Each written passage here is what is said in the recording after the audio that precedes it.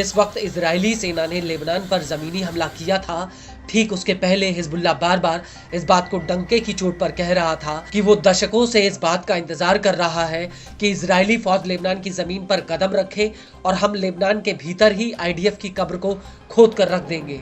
हालांकि लेबनान पर जमीनी हमला करने से पहले 27 सितंबर 2024 को आईडीएफ ने बेरूत एयर स्ट्राइक में हिजबुल्लाह प्रमुख हसन नसरल्लाह को ढेर कर दिया और इसके बाद इजरायली फौज ने लेबनान पर जमीनी हमला कर दिया था।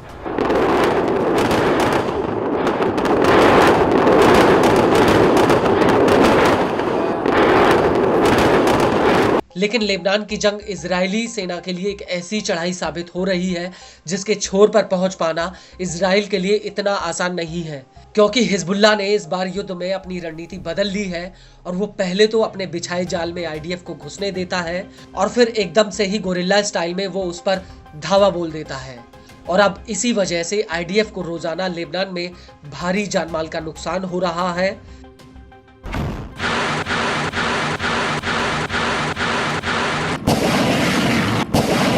दरअसल लेबनान में 13 नवंबर 2024 को हिजबुल्लाह के साथ मुठभेड़ में आईडीएफ के 6 जवानों की मौत हो गई और सितंबर में लेबनान पर जमीनी हमला करने के बाद से ये आंकड़ा सबसे बड़ा है, जब एक ही दिन में आईडीएफ के 6 जवान मारे गए हों।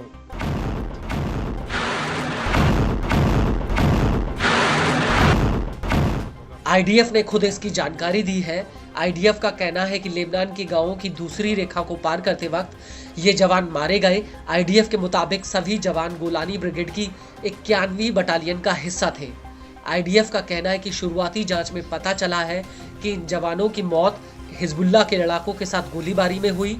दक्षिणी लेबनान के गांव की एक बिल्डिंग में हिजबुल्लाह के ये लड़ाके छिपे हुए थे, जिनके ऊपर आईडीएफ ने गोलीबारी की और क्रॉस फायरिंग में ये जवान शहीद हो गए। आईडीएफ का कहना है कि इस गोलीबारी में एक अन्य सैनिक घायल भी हुआ है, जबकि 4 सैनिकों की मौत हो गई। इजरायली सेना के मुताबिक इससे पहले 2 अक्टूबर 2024 को हिजबुल्लाह के साथ जंग में 8 सैनिकों की मौत हो गई थी।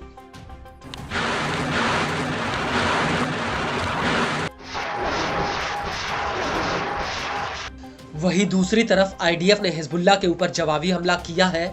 इजरायली जेट्स ने बेरूत के उपनगरीय इलाके में कई हवाई हमले किए। आईडीएफ का कहना है कि उसने हिजबुल्लाह के हथियार डिपो और कमांड सेंटर को मिट्टी में मिला दिया और इस हमले के बाद आईडीएफ ने 2 बिल्डिंगों का नक्शा जारी करके आम नागरिकों से कहा कि वो इन बिल्डिंगों से कम 500 मीटर की दूरी पर चले जाएं। आईडीएफ के मुताबिक उसने लेबनान और सीरिया बॉर्डर पर भी एयर स्ट्राइक की है। आईडीएफ का दावा है कि इस रूट का इस्तेमाल हिजबुल्लाह सीरिया के जरिए हथियार मंगाने के लिए करता था।